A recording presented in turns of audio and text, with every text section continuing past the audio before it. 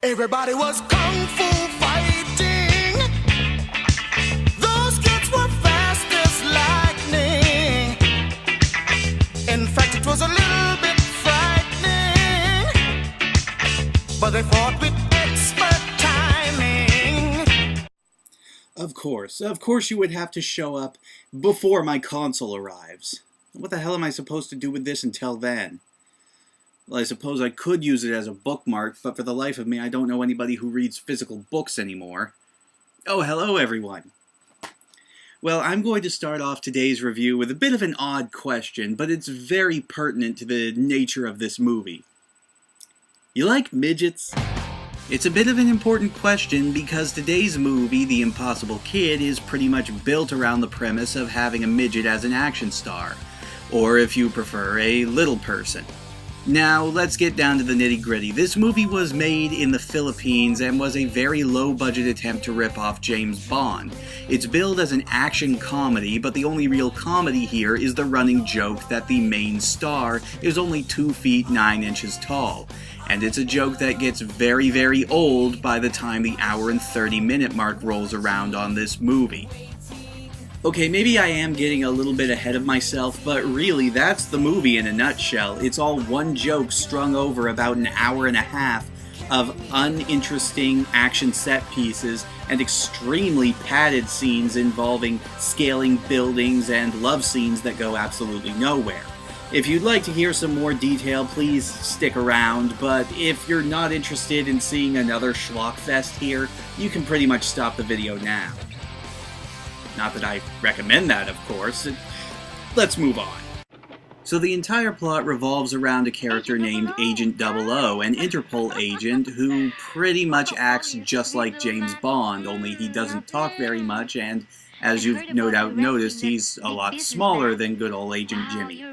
This adds to a lot of creepy scenes down the line, but I'll get into that when we get there. He's commissioned by his chief to try and apprehend a mysterious character known as Mr. X, who has been kidnapping billionaires for high ransoms. Nobody knows who Mr. X is, and there are very little clues other than a few ransom tapes. And so Agent 00 finds himself having to recruit agents within the organization in order to try and figure out his identity. And the plot falls apart almost from the start, because very early on, like not even a third of the way into this movie, we, the audience, are shown who the main villains are in this film. We are shown the identity of Mr. X. Our main characters still have no idea, but we know. And so we are stuck watching them for the next hour or so, trying to unravel the mystery of who the mastermind behind this organization is. And it is extremely frustrating because the movie makes absolutely no attempt to hide this guy's identity from them either. Like I said, the entire movie is basically a shameless James Bond ripoff, just without all the cool gadgets and such. It's pretty much a C-grade James Bond, if you can imagine that, and it makes absolutely no attempt to hide it. Really, the entire thing is so by the books and so generic that none of the characters are even given any characterization. They are just so one-dimensional, they are there to just play a part, and that is about it. Even our main character, who barely speaks throughout most of the movie. The opening sequence of the film, which by the way has nothing to do with the overarching plot at all, sets the tone and the pacing for this piece perfectly. That's not exactly a good thing because, well, it all sucks. It involves Agent 00 and his team trying to take out 2 random snipers who have taken pretty much an entire building hostage, or at least one family from what we're shown. We're never given any context to this scene, and it's never referred to again in the greater span of the movie. Then this is all before the opening credits, people. However, I will give this scene credit and say that it does set up the only 2 standout aspects of this otherwise very derivative and very by-the-numbers plot. The first one is of course not a compliment, as it was the exact same problem that last movie I reviewed here on Kung Fu Cinema, which was the extremely terrible padding. This entire movie could have been easily cut down to about 50 minutes, but instead, every single scene feels like it was padded to be as long as possible. Take the opening sequence again for a moment, where we get to see a very egregious and very unthrilling scene of Agent 00 scaling down a building to try and reach another one of the snipers. Sounds like something that could go very quickly, but no, it goes on for about a minute and a half of screen time. Watch this. Watch it.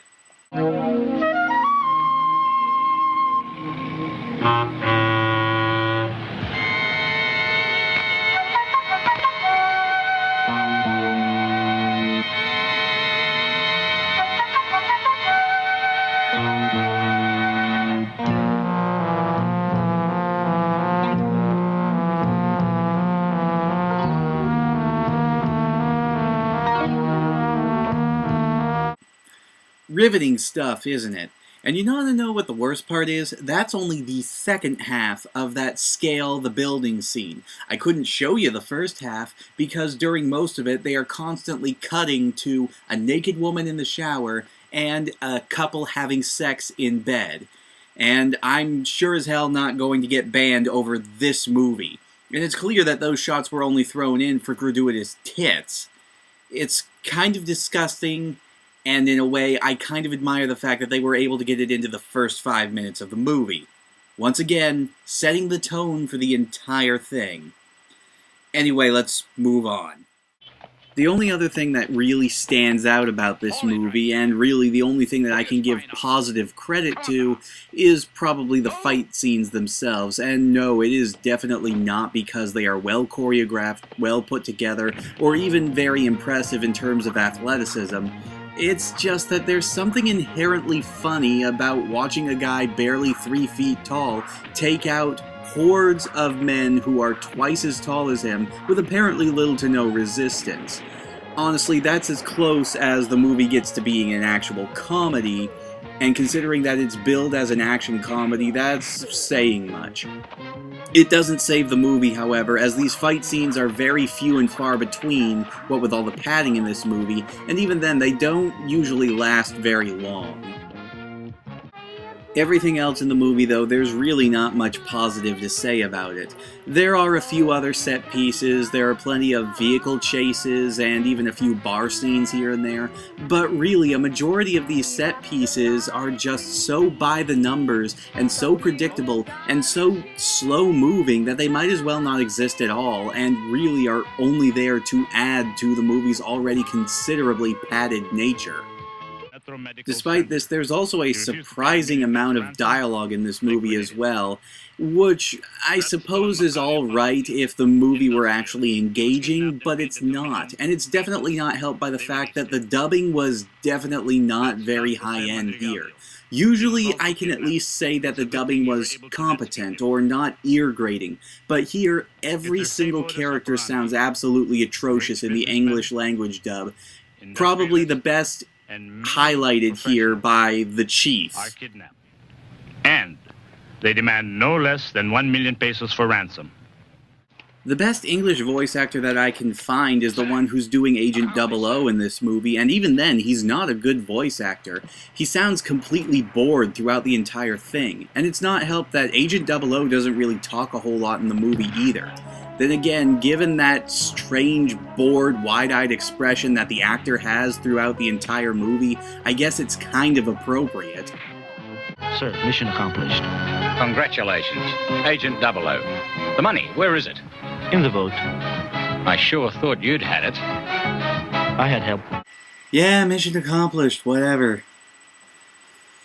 You know what the worst part about it is, though? The bad acting I could probably stand, maybe, but the main problem here is also that the audio in general is very incompetent.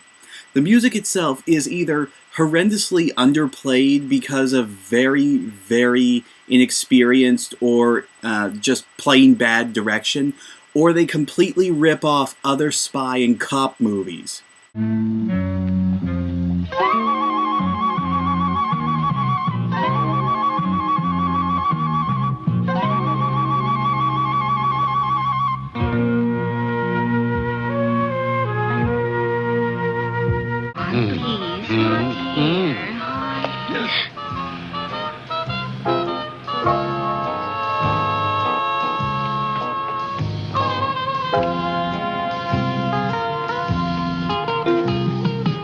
You get what I'm saying. Basically, this movie's score just makes you want to watch a different, much better spy movie.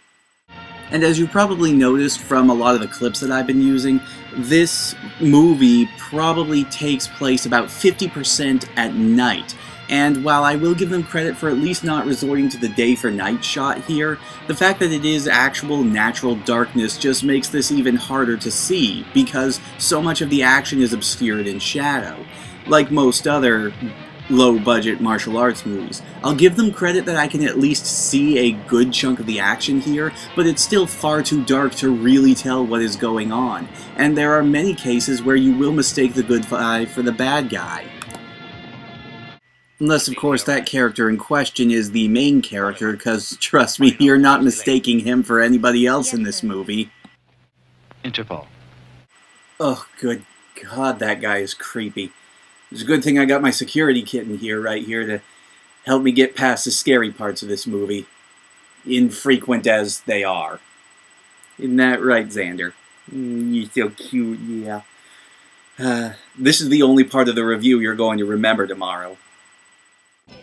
It's sad because I really wanted this movie to be more than it was. The description of it just made it sound fantastic. A crime-fighting, height-impaired person who acts as an Interpol agent. The comedy just pretty much writes itself. But the fact that they played it straight and barely used their premise just makes it all the worse. What makes it even more weird is the fact that this is actually a sequel.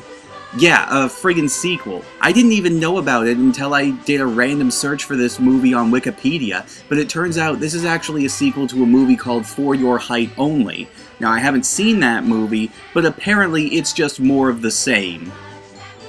If you're at all curious about this movie, don't bother wasting your time and effort or your hard-earned cash trying to get yourself a physical copy.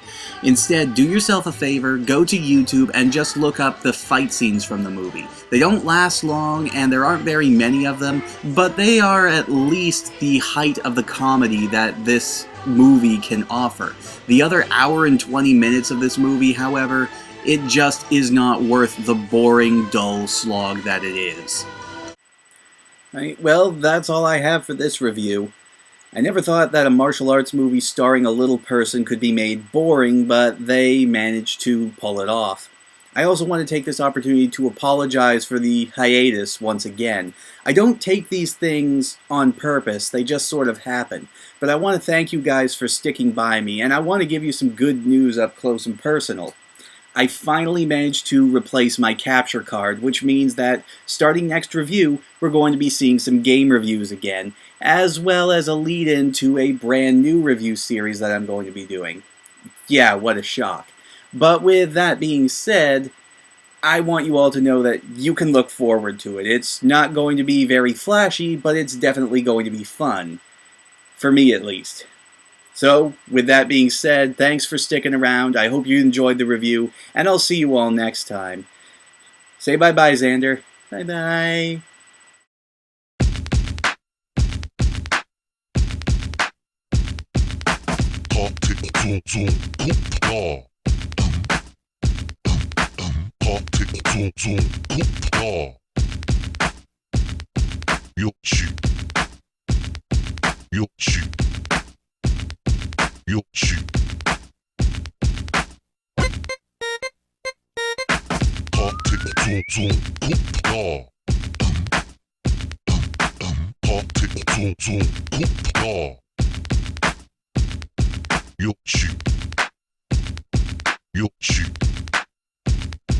Yo,